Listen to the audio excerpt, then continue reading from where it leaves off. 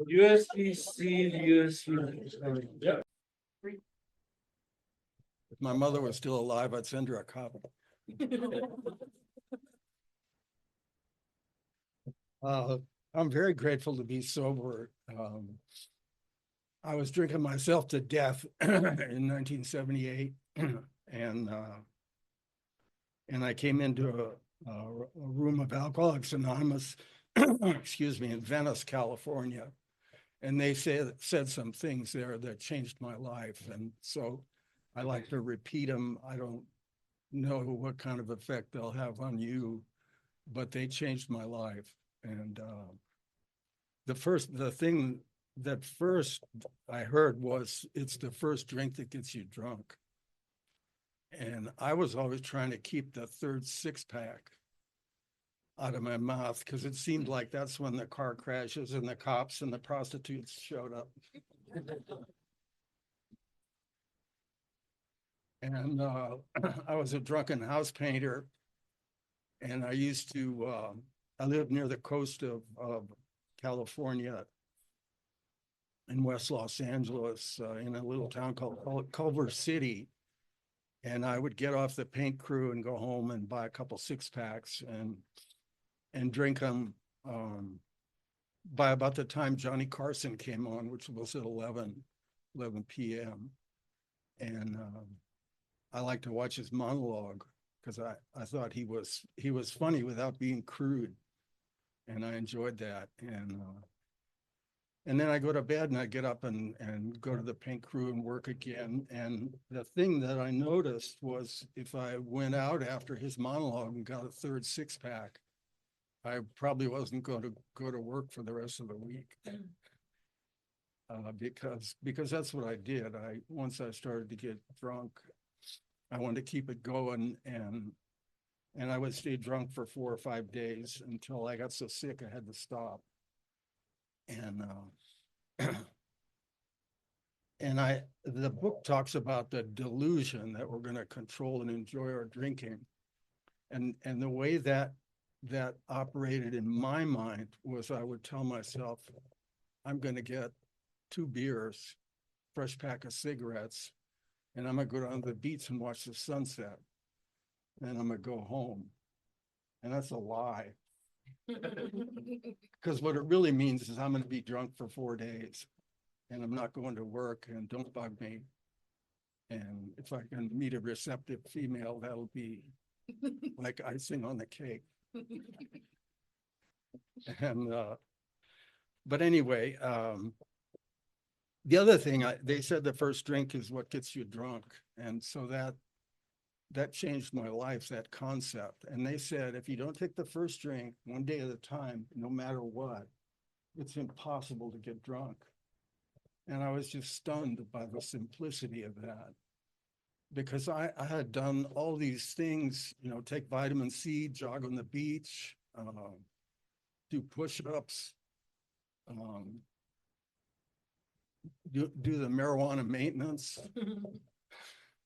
and none of it worked. I kept drinking and I kept getting drunk, and I kept doing obscene, embarrassing things that horrified me when I remembered them. And I was a blackout drinker, and I grew up fairly close to the Mexican border, which is a bad deal for guys like me, because it's like we have a Jesuit alcoholic, and he says if it's after 11 o'clock and something sounds like a good idea, it's not.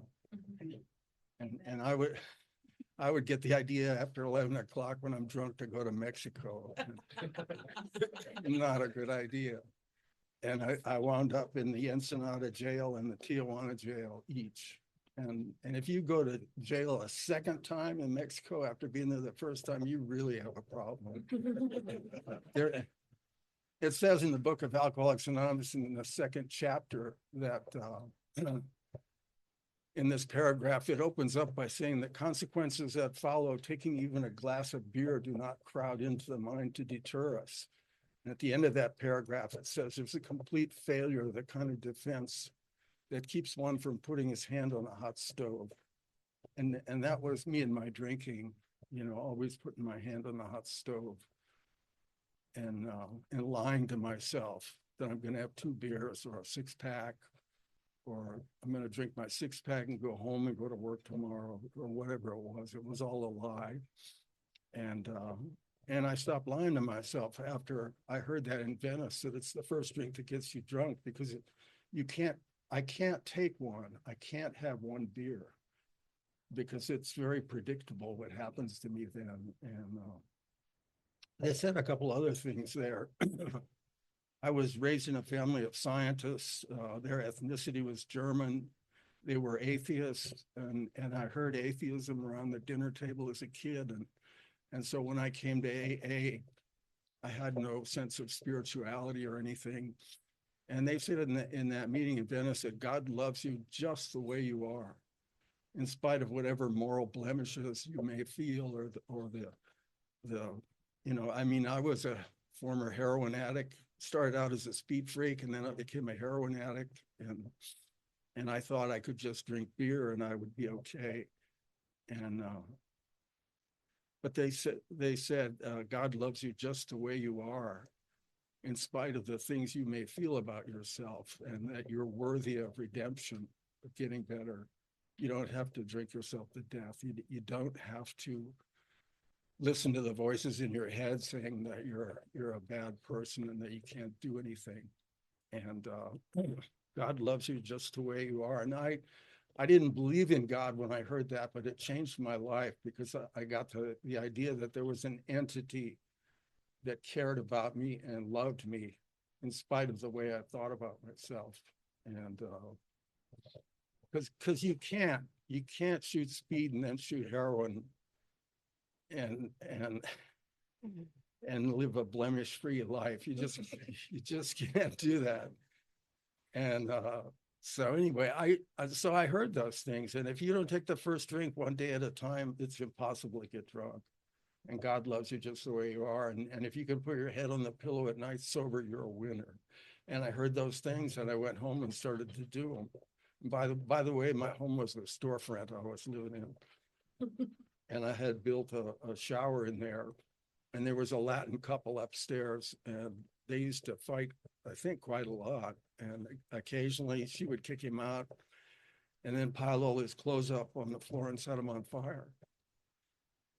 And so then a fire truck would come, and they had this fogger. It's like a hose that makes a spray of what, and they would go up there and turn that on. And so water would be coming through my ceiling, and I'm down there with my record player trying to drink and listen to Faded Love.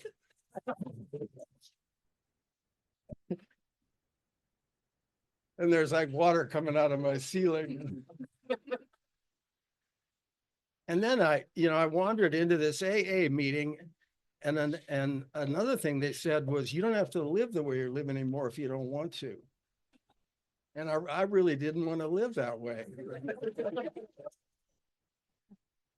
I had nailed 4 pine boards together and put a used mattress in there, and that's how I slept. And and then the thing that probably got me sober was that my record player started playing slow.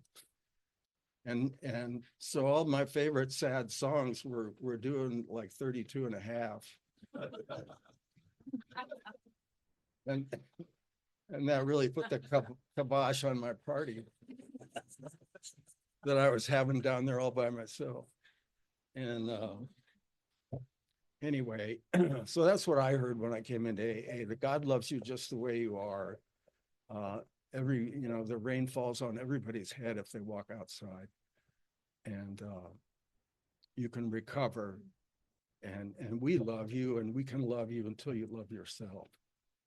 And people were very kind to me. I asked a guy, Jim Dunnigan, I'm pretty sure he's dead now, to be my sponsor. And his wife invited me in the early years of my sobriety to Thanksgiving and Christmas evening dinner at their house for the first 8 years I was sober. And that was in a period of my life when I really had the lowest self-esteem. Well, anybody, if you can remember how you felt about yourself. I had the lowest self-esteem I've ever had, and all of the deeds that I had done were bright in my memory, and I felt shameful and dirty and unlovable. And those people, by bringing me into their house and feeding me like I was one of their children, showed me the kind of love that I had never seen anywhere, not in my family, not anywhere. And I stayed sober, and I wrote an inventory and read it to Jim on it. He had an old fishing boat or something that he bought, and he and his buddies used to take it out of Marina del Rey. And he took me down there, and I read my inventory to him. And when I was done with that, he stood up and hugged me and said, "You don't have that stuff anymore. I have it." And that, no, I'll be fine. That started to clean me out, and a lot of that stuff went away. It didn't come into my memory anymore. Although occasionally I remember being in jail in Tijuana. There are a few of those things that pop up from time to time, but I was basically fairly clean emotionally after that. Most of the ground glass was kind of taken out of my psyche. And I had been a drunken painter, and so in sobriety, I started to paint sober. And I had a mix-up with a homeowner, and they didn't want to pay me, and so I went and got a contractor's license, because you can't recover your fee if you don't have a license in California. And so I went to, I think it was called Anthony's Trade School. And I went to the trade school, and I took the state exam, and I got they call it a C license. That's a subcontractor, C23, painting and decorating license. And I started to work legally. And I did that for a few years. And then one of my friends had a girlfriend named Debbie. I guess I could say her name, Loomis, and she's not an alcoholic. And she had gone to night law school. And so, I'm here, this naive kid. She's telling me she went to law school at night. Well, I got a contractor's license at night. Well, maybe I could go to that law school and get a law license. And in 1982, I went down there, and they let me in. And so I studied law at night for 4 years. And in 1986, I took the California bar and passed it. 1986, and I became an attorney. And my sponsor used to say, "You suit up and show up and keep your mouth shut, and don't tell them how to run their business." And if you meet a woman and you're interested in her, you need to demonstrate that you can bring something to the table for her, rather than just think about what you want from her. And so I got a job in a mid-Wilshire law firm doing insurance law. And I did that. I wanted to work in insurance law because those guys go to court all the time. We're always in court. And I was in depositions and motions in court all the week. I wore a suit every day. I had a conservative haircut. And I did that for years. And it seemed like everything I tried to do just fell into my hands. And I love sobriety. I loved it that time. I felt like a fairly decent human being, which was not always the case. And so I started to date some girls, and I got put on a blind date with a blonde gal who worked as a paralegal, and we got married. And we tried to have some children, which was not very successful. And what else happened? Oh, and at the time, we decided to do in vitro fertilization. And so I had to go and have all these elaborate medical tests. And one of their blood tests showed that I had hepatitis C, an active hepatitis C infection. And I had not known that. It turns out actually somewhere in my drug use, I had all 3 forms of hepatitis and didn't know it. A, B, and C. But these doctors told me, hepatitis C is what they call the silent killer. You should deal with that. And so I searched out a hepatologist, and he did an exam on me and told me I had cirrhosis of the liver and that I would probably get cancer of the liver. Or he gave me these percentages. I'm not sure. I'm not going to say them because I'm not sure they're even right anymore. But he told me some percentage that I had some percentage of developing liver cancer and that I might be dead. And I think he said 10 years. And wasn't too pleased about that. But I just kept doing the same things I'd always done. I went to work, I went to meetings. I love to go to morning meetings. And I would do that, and usually I could catch half a meeting in the evening. So I went to 2 meetings a day, usually throughout most of my sobriety. And it turned out I did have hepatitis C. They did a few liver biopsies, which is a great thing. You lie on this thing and they stick like a knitting needle in your side and snap off a little piece of your liver. And it turned out I had stage 4 cirrhosis of the liver from the hepatitis C, which I had probably gotten somewhere before 1970. And I don't want to talk about too much medical stuff because it's boring, but I had to get a liver transplant. I was on a transplant list for 5 years. And in order for me to deal with that, I tried to sponsor all these young guys that were in the meeting. Most of them were drug addicts, and almost none of them got sober, but I stayed sober, and I worked with them a lot. And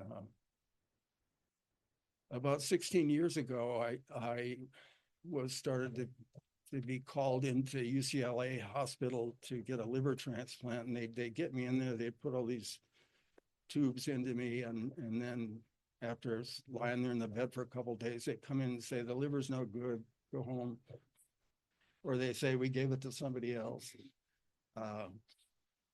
And eventually, the 7th time I was in the hospital, this guy came down and he said, I'm going to give you something to make you a little bit drowsy. And I knew that was the transplant. And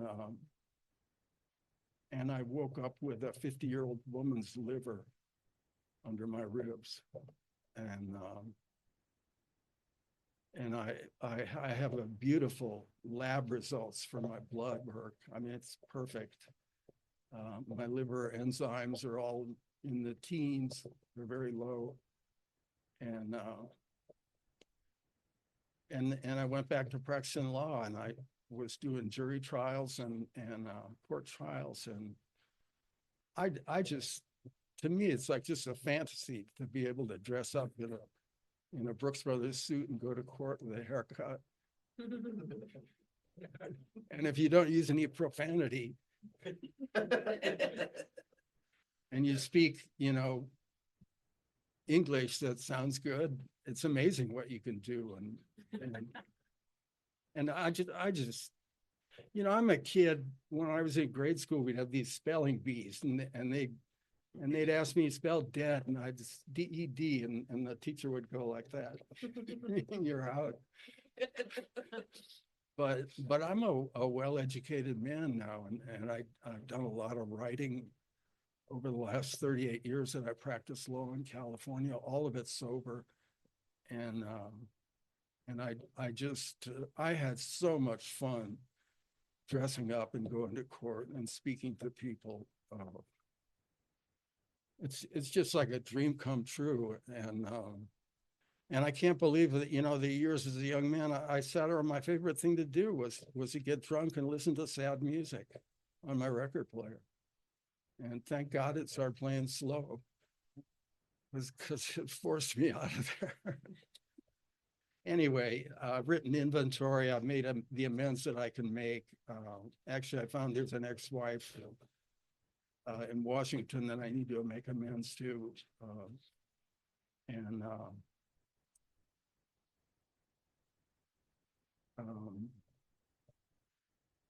this program is just the most wonderful thing that ever happened to me, that it allowed me to live my dreams rather than just dream them.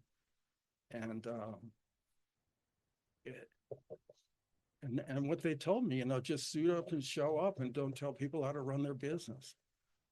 And it's amazing what you can do. And I think I've only done about a half an hour. But those are the main ingredients of my life. I got to do the things that I only dreamed about. And I've traveled widely. I went to art school when I was young, and I've been able to go to Germany to the art auctions and buy a few inexpensive German expressionist prints that I like.